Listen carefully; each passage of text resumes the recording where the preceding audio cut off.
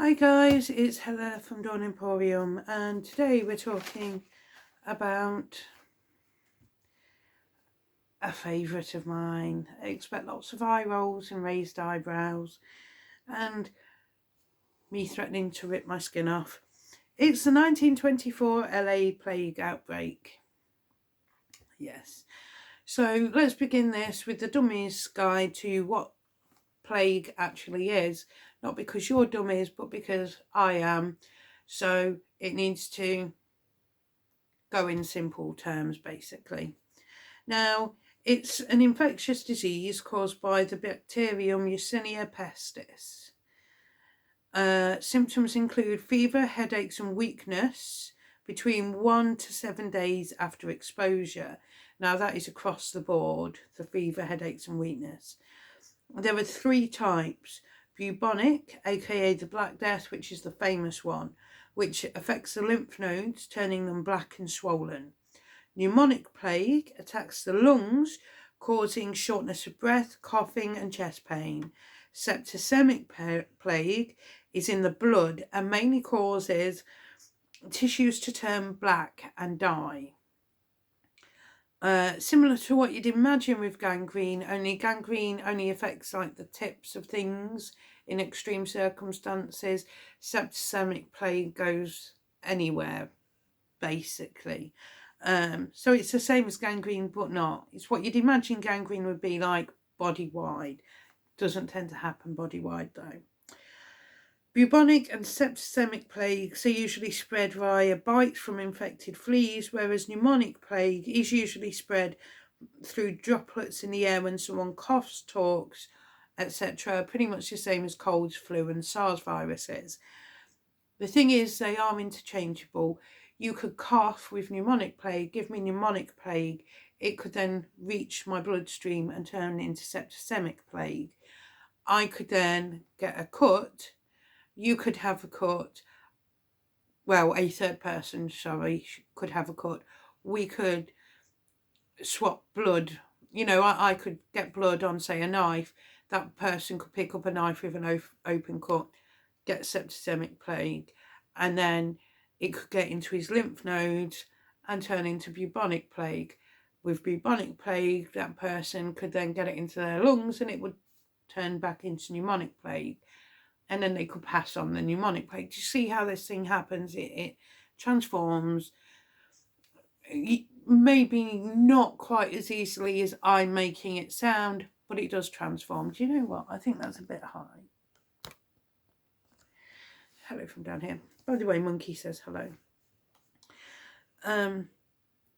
So, yeah. Now, where are we? Diagnosis is made by finding the bacteria Yersinia pestis in fluids from lymph nodes, blood or sputum. You know, when you've got a chesty cough and you cough a lot and phlegm comes up. Well, the proper name for phlegm is sputum. There is usually about 600 cases globally every year. Now that actually shocked me. I knew we still had the plague active in the world today. However, I thought it was like 2 or 3 cases a year. 600. That was a bit of a shocker. Not going to lie. There is a vaccine available for those at high risk of catching it. And there are jobs where you are at high risk of catching it. I doubt you're going to have to look it up, but, you know, if you... yeah, if you're a rat catcher, look it up. Those who have been exposed, that's a new one, exposed to pneumonic plague can get preventative medication, and with treatment, your chance of death is under 10%. Without it, you're looking at 70% chance of death. Have I just mentioned? Yeah, I have, yeah. Sorry, I've done... My mind is racing, honestly, because I know what's going on and my mind is racing further on. So I've done vaccine, preventative, and chances of death. Good. So let's back to the story. It's September 1924 in the Macy Street district of LA. Now, if you know modern LA, this area is now Chinatown. I'm not just making up random areas. LA was a boom town, having grown over 80% between 1910 and 1920. Then it grew another 114% between 1920 and 1930. So it was in the midst of a massive boom. Roughly 19% of LA's residents were foreign born, of which 22,000 were Mexican.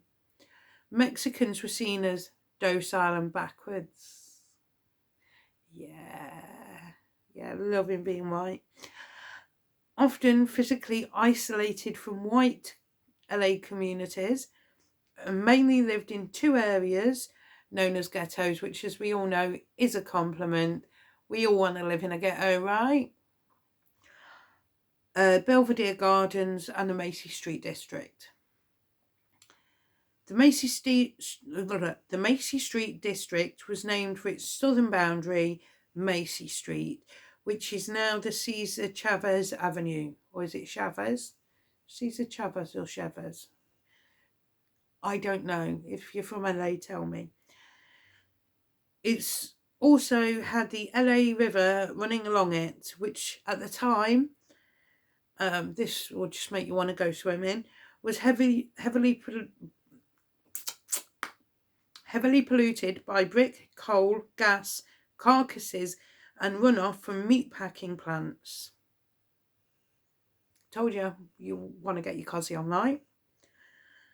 There were roughly 3,000 people living in 1/5 of a square mile. So not overcrowded at all. Yeah.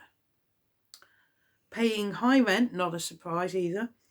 Usually living a family to a room and having to walk through other families' rooms to get to their rooms. So we've got overcrowded living conditions, which is always fun. We have a dirty, rank, horrible river running by. And it's basically rat heaven. And then, of course, we've got the racism involved with the general area. Because, of course, there's going to be racism. Right? In other words, yeah, rat heaven, where there's rats, there's fleas. And even more delightful, where there's some living conditions that were even totally illegal back then. There's the idea that the tenants are subhuman.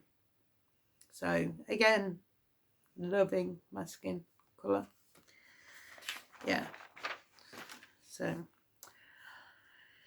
now, on or around the 21st of September 1924, a resident of the Macy Street district found a dead rat under his house and threw it away, as you would do. Right, I'm going to make a point here. There are two people with almost identical names, but one has an accent over the U, one doesn't. So the one with the accent is Jesus. The one without is Jesus. Right? The reason why I'm doing it like that, bearing in mind I have two other people with the same name, which is Guadalupe, is because that's the way I was taught to say it. However, I could be totally wrong. How do I know? But anyway, this guy was 51-year-old Jesus Lejeune. By the 28th of September, he fell ill with a fever and a painful lump on his groin. Any guesses what was wrong? Anyone? Yep. He was diagnosed with a venereal disease. Yeah. And then he was sent home. So he got sent home with bubonic plague. His bubonic plague worsened, reached his lungs and converted to pneumonic plague. So poor Mr. Lejeune was the index patient, which means the first known case. But because he was Mexican, he was basically ignored. Right? By the 3rd of October, Jesus' 15-year-old daughter, Francisca, also fell ill with a fever and shortness of breath, but no swollen lymph nodes, because it's gone from bubonic to pneumonic. Dr. Porter diagnosed her with lobar pneumonia, I think it said lobar, and left them both in the care of a local and pregnant nurse by the name of Lucina Sabarino. She lived at 742 Clara Street, which is going to be important later on. Within days, I can't find the date of this happening, Francisca had died on the way to hospital. Her cause of death listed as double pneumonia. So in other words, the pneumonia is in both lungs. On the 11th of October, Jesus also died, his death officially being called bronchopneumonia, which is I'm not actually sure what the difference is. I know bronchioles are part of the lungs, so I imagine it means that part of his lungs was more infected than the rest. Hang on.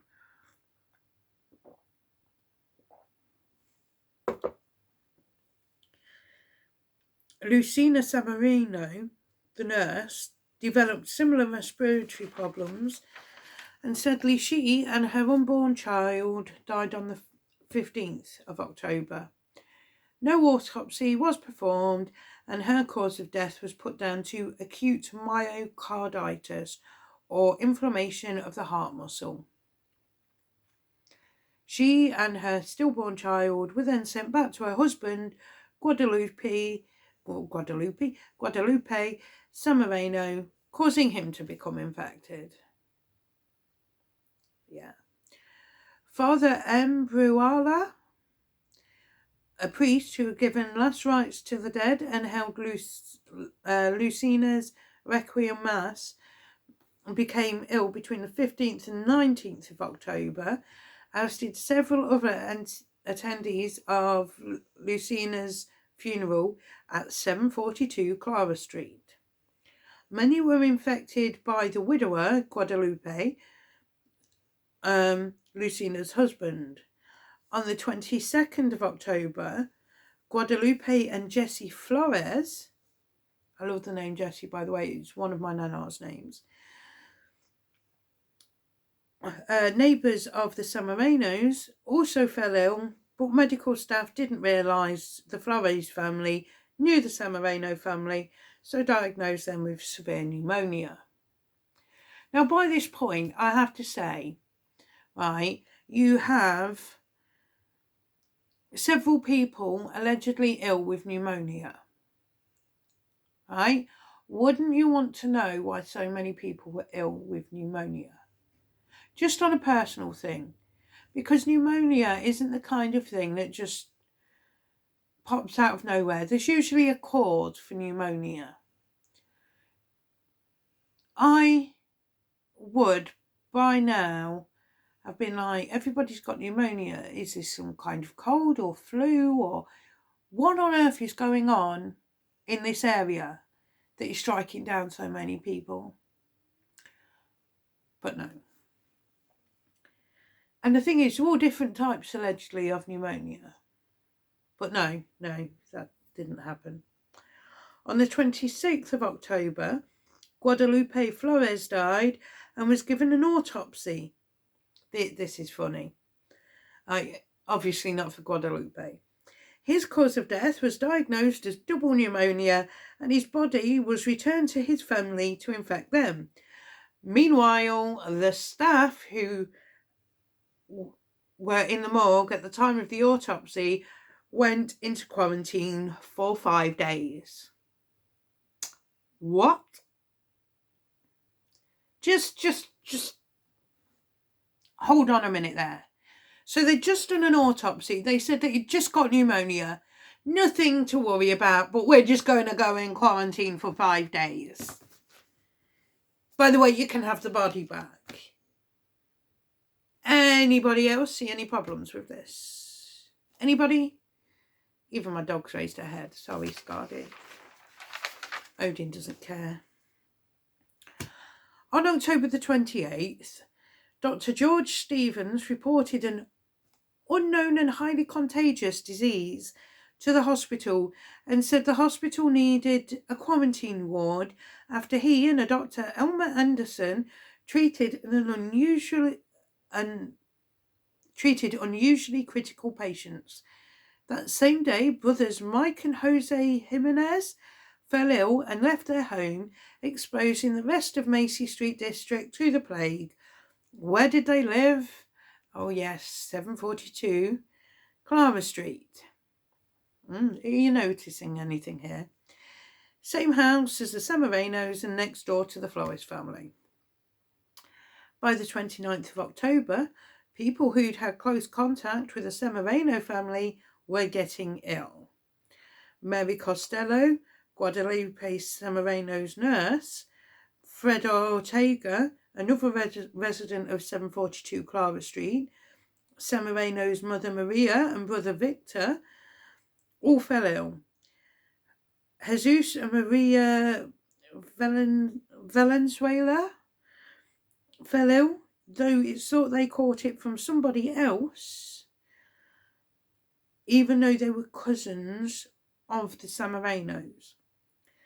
The Samarinos' children all fell ill, and a doctor requested an ambulance from the hospital for two critically ill and contagious patients.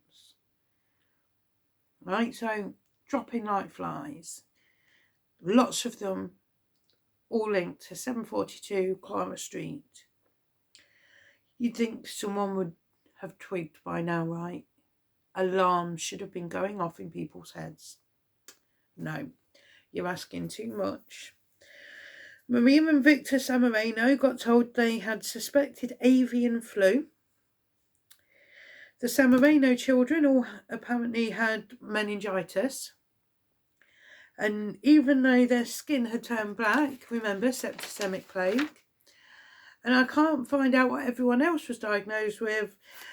But yeah, 5 weeks into a plague outbreak, we're at a total stall on the medical front.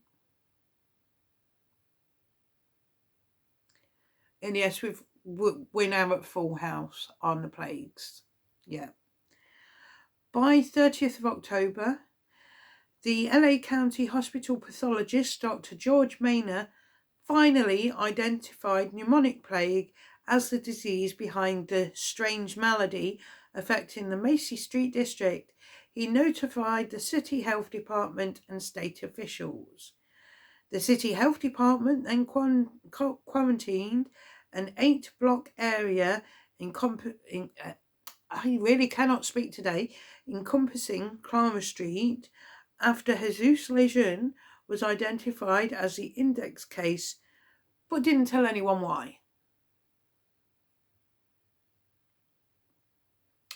13 more cases were admitted that day, 3 of which died the same day. Pneumonic plague wasn't confirmed in these patients until the following day.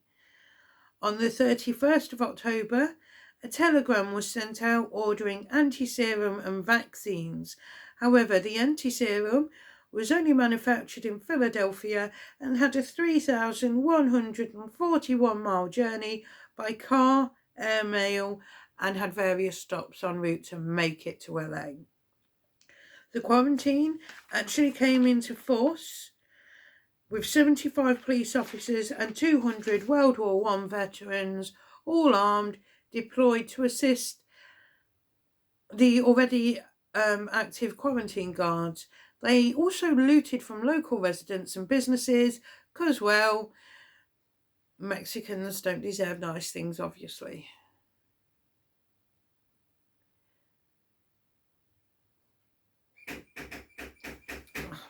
Just one moment.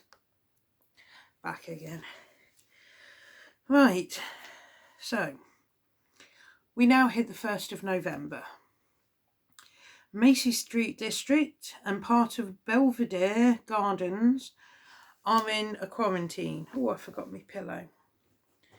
With armed guards looting the place, and officials know it's a plague after spending weeks avoiding denial crocodiles, but aren't letting anyone else know because, well, frankly, bottom lines mean more than lives.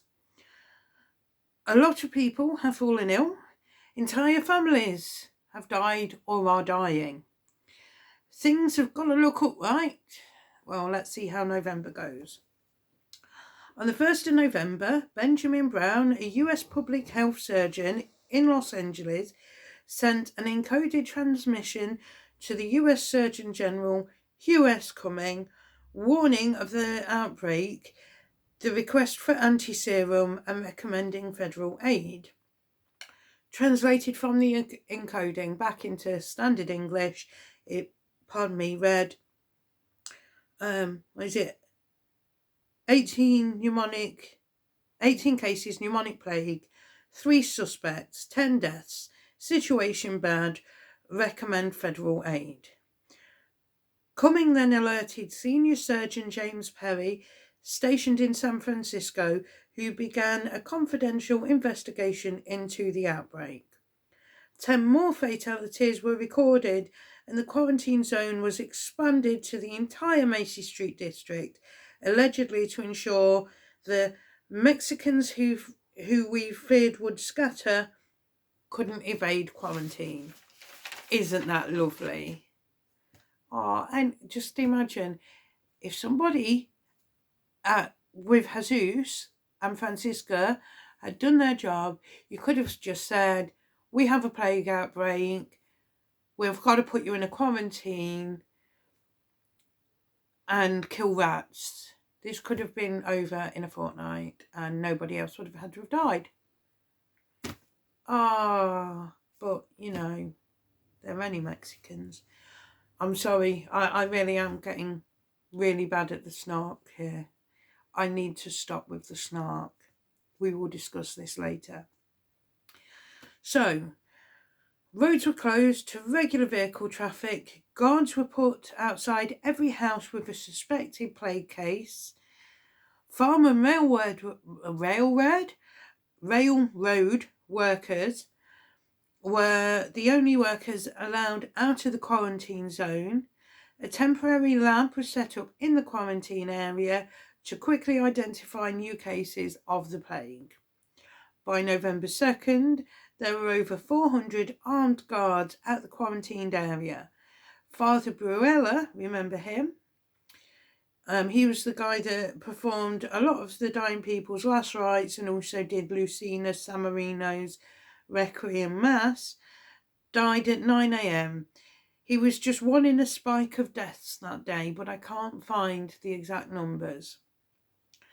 By now, you'd think everyone would know about the plague, right? It would be news everywhere. No. Any information that was released was either falsified or distorted, meaning most locals thought that it was an outbreak of pneumonia.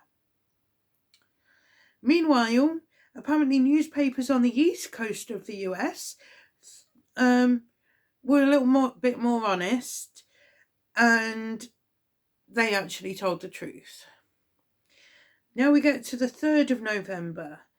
Another day. I want to just apologise for my skin colour and just rip my skin off, because it's about to get worse. Yeah, it really is. So now we're up to 24 confirmed deaths, 23 of which are from the Mexican community in Los Angeles. All Mexicans are now required to undergo an autopsy, even if it's not suspected they died of the plague. All Mexican homes in LA, including those outside of the Macy Street district, are now racially quarantined, as well as the majority of African American, Chinese and Japanese neighborhoods. Yes. Ships coming into this is less racially divisive and more financially make sense. Ships coming into the Macy Street District port are now mandated for inspection and fumigation, whilst outgoing ships have to hang a yellow flag to show it's sailing from a quarantine zone. Absolutely no racism is being shown whatsoever by the fact that if you are not pasty fish white, you are segregated and obviously carrying the plague. Obviously not, right? No racism there whatsoever. Yeah. On the 4th of November, 5 more had died. The total death toll was now 29. Newspapers in the local area had the number at 25, because there's now like a lie. On the 5th, the empty serum finally arrived. But it was only used on 3 patients and only successful on 2. Despite a rising death toll, the hospital carried on falsifying and contorting information and details about the outbreak. 2 suspected plague deaths meant a 6-block quarantine zone went in effect in Belvedere Gardens as well. Right? The 6th of November, and the tides are about to change. The death toll rose to 33, but was reported as 30 in local newspapers. However, again, gonna kill it, and not in a good way. El Heraldo de Mexico, told you, killed it. Really badly. You should hear me sing. I'm as good a singer as what I am at speaking any language. As you may have known, I can't even speak my own today. Somehow got the truth and reported that there was no pneumonia outbreak. It was the plague. The rats and rat fleas were the big problem. Whoa, we have the truth out there. So what did the LA government do?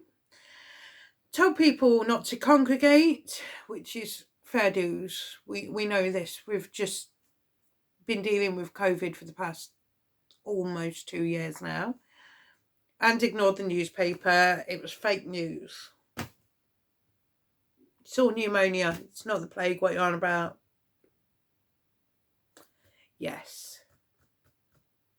Yeah, that is what they did.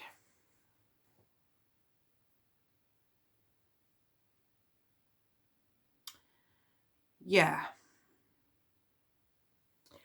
However, the Port of LA believed El Heraldo de Mexico, killing it, and began exterminating rats as a precaution to avoid quarantine and economic downturn. So did local people. In fact, some say El Heraldo de Mexico found out about the plague being the cause after catching quarantine guards killing rats in the streets, which doesn't surprise me at all. By the 8th, the Los Angeles government and hospitals began a vaccination program. Sounds awesome, right? We're living through one right now. It's an awesome thing.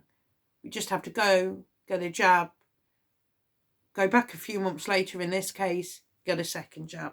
Awesome. But after all that I've said, do you really think it's going to be that easy? So anyway, they basically only gave it to people already in hospital because they didn't want anyone to leave the quarantine zones, which means they, the patients, were usually too far gone for the vaccine to do more than tickle the plague. Yeah. Plus, the vaccine for the plague back then was largely useless against pneumonic plague, which was what they all had.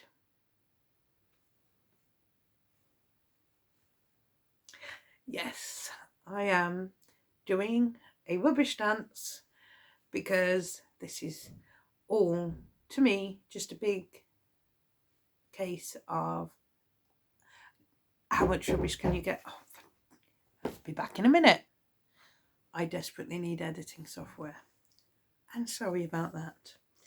Right. Yeah, doing the rubbish dancing because frankly, okay, I know vaccines were fairly new back then. In fact, penicillin was new back then. However, it could have been handled so much better.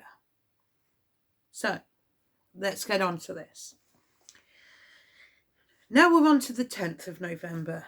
After weeks of silence, LA County General Hospital Superintendent Dr. N.N. Wood finally broke his silence and admitted to 9 diagnosed cases of the plague, upping the number to 37 on the 11th of November. There's only a slight difference there. On the 13th, the quarantine was officially lifted after 6 days with no new cases. Martin Hernandez, who lived nowhere near the Macy Street district, died of the plague on the 14th of November. His case wasn't reported to any authorities, which was awesome. On the 15th of November, and despite a few lingering cases of the plague in LA, it was officially declared over by health officials and a citywide rat extermination program began. All clear, right? Yeah. Now, this is where you just want to go and slap everyone. A lymph node sample taken from Jesus Lejeune before he died was put into a guinea pig, which then died of pneumonic plague, 17 days before it became the official cause of the plague on the 30th of October. So as far back as the 13th of October, you can tell by the raised voice, I am totally calm about this. They knew the cause, but kept stum. How many lives could they have saved?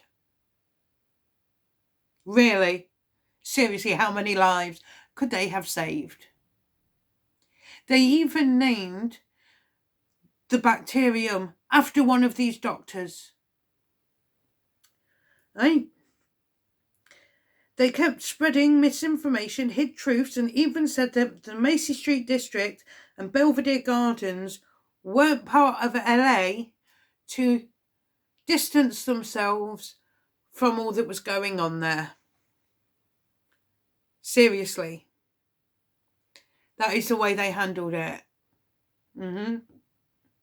I just cannot, even if I started honestly shouting instead of just raising my voice and pulled my hair out, I could not get my frustration over quite enough at how this was handled.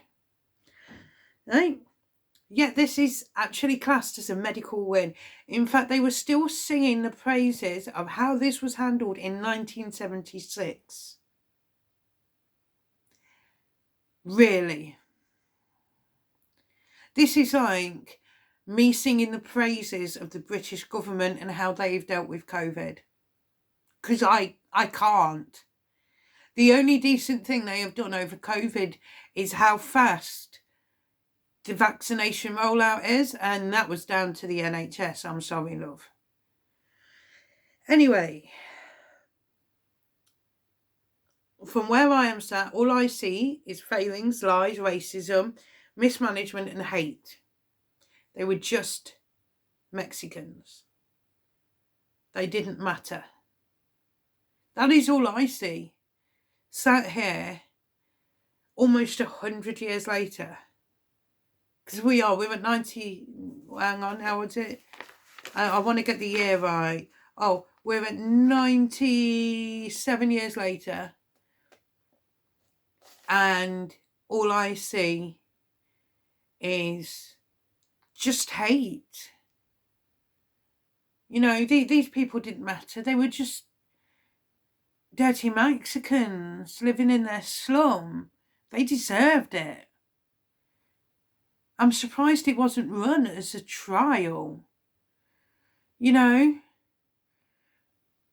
I am nothing but enraged if you can't tell, because I've kept so calm, right? I am nothing but enraged by this. 30 people died of the plague. More survived. Thousands of people were segregated based on skin shade. And it was, right?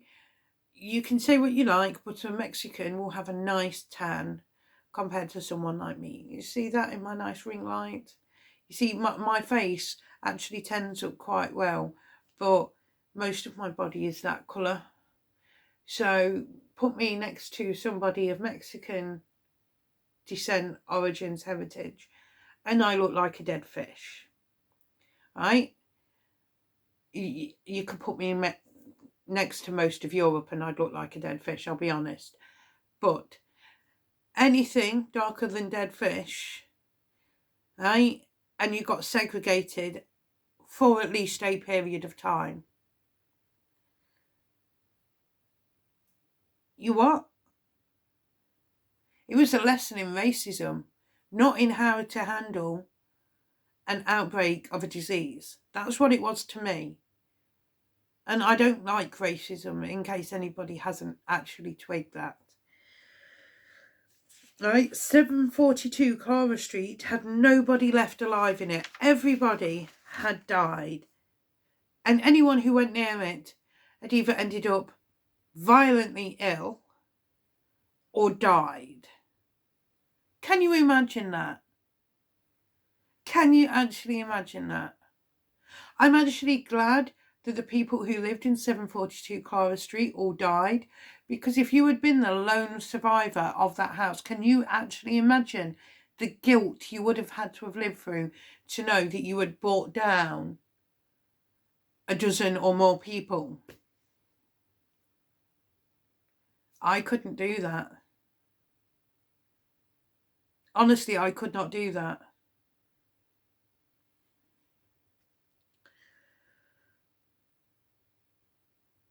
Some people probably lost half or more of their family. You know, when it was broken that it was the plague, they denied it and said, no, it's just pneumonia. Really? They tried to ignore it from beginning to end.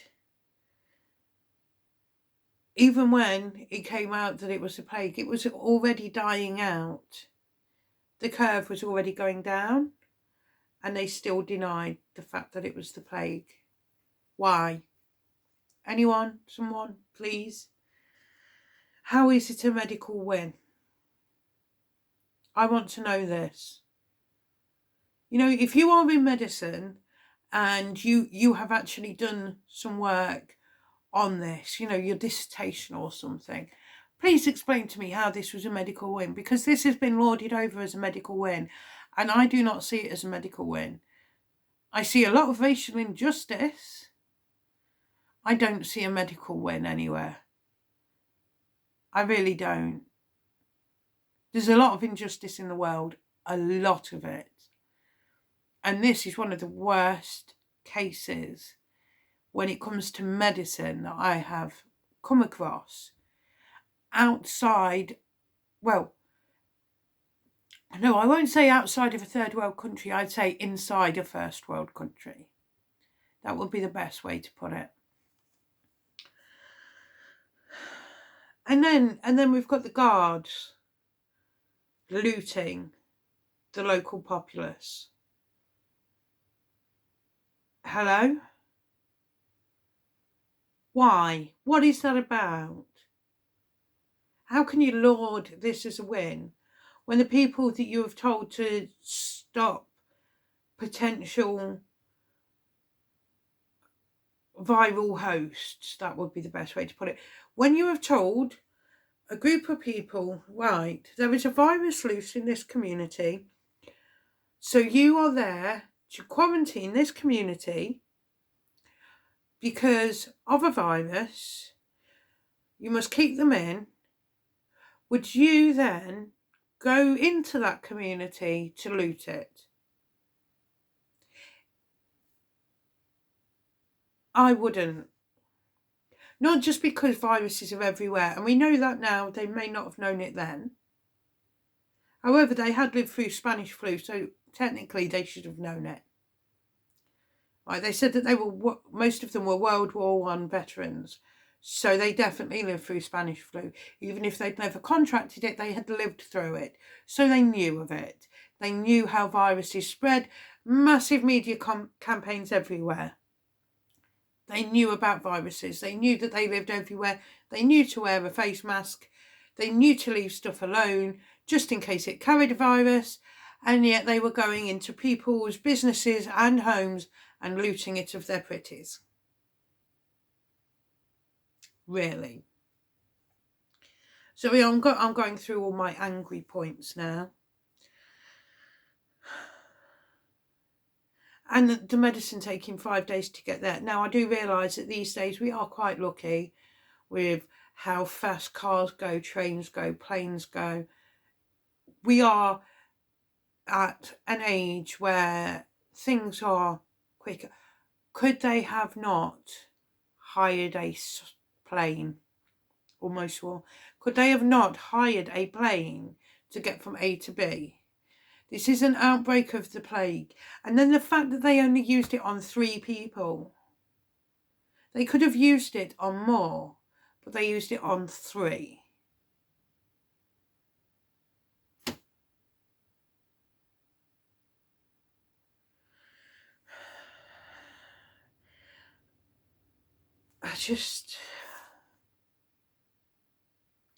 Yeah, this one has actually really gotten to me. Because this isn't just a case of there was a plague, it was very sad, we managed to fight it at the end. There was a plague. It could have ended within days, but because of racism and ignorance and profit over people, we decided to ignore it, be racist, let racists and idiots loot people, kill off a whole lot more people than needed to be killed, not tell people what was going on, and then we're going to laud it as a win.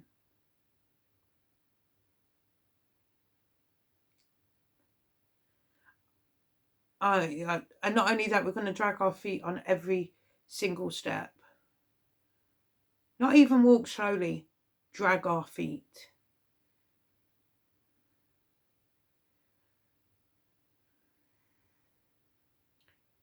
I need a nice way to calm down after doing stories like this, because the thing is, there are lots of stories like this.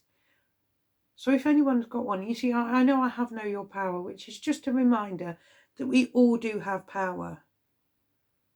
And this is actually a good one to remind people that we do all have power. A lot of people in this story all had power to change everything that was going on at every step. And they didn't. They forgot their power. Or they just didn't bother to use their power. But I think I need something a bit more chill, just before the Know Your Power bit. But if you've got any ideas, let me know. Don't make the same mistakes as other people. That's a good one. I don't know. It's up to you. Help. I've got no clue. But either way, have a good day. Please, please, please, just try and remain a little bit more chill than me. Do your own research if you want to, because there's a lot out there about this and it should not have happened from beginning to end. It was just horrendous. And remember to know your power. Bye-bye. Oh, and sorry for the knocking at the door. I really, really do need some editing software. Bye.